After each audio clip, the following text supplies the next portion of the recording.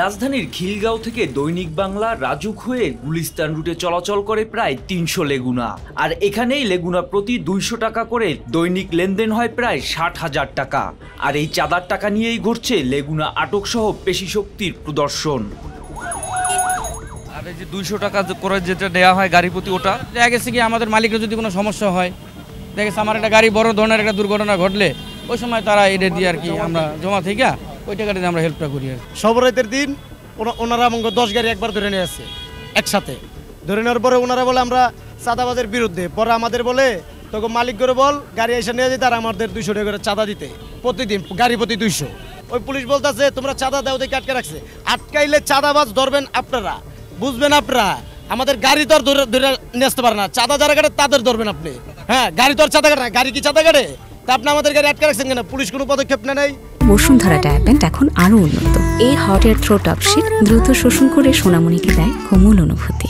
১৫ ফেব্রুয়ারি রাতে এই রুটের 10টি লেগুনা আটক করে চাঁদাবাজির অভিযোগে সোমবার দুপুরে দৈনিক বাংলা মোড়ে একাট্টা হন লেগুনা মালিক ও শ্রমিকরা। তাদের দাবি, গণ অধিকারের অঙ্গ সংগঠন যুব অধিকার পরিষদের প্রচার সম্পাদক সানি সরওয়ার লোকজন নিয়ে স্ট্যান্ডে চাঁদাবাজি করতে চেয়েছেন। এই এলাকার কিছু লোকজন ওই যে গণ অধিকার পরিষদের পরিচয় দেয়া ওরা আইসা বিভিন্ন সময় হুমকি দামকি ওদের টাকা দিতে হবে। তো ওই ক্ষেত্রে শবে বরাতের দিন রাত্রে, নামাজের দিন রাত্রে শুক্রবার আমাদের এখান থেকে 9টা গাড়ি নিয়ে যায়।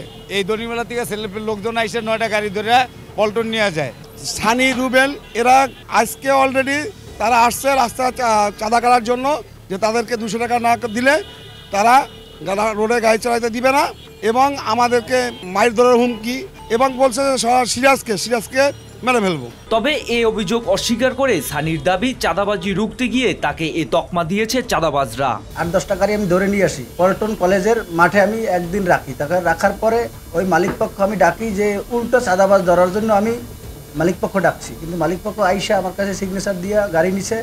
কালকে থেকে আমার কাগজে লেখা আছে যে উল্লেখিত কালকে থেকে চাঁদা আমরা দেব না, কিন্তু এরা এখান থেকে ছেড়ে যেয়ে ওখানে বলে যে তারা উল্টো 200 টাকা করে চাঁদা চাচ্ছে। তো এই উল্টো আমরা চাঁদাবাজদের বিরুদ্ধে যাইয়া নিজেরাই চাঁদাবাজ হইয়া যাই।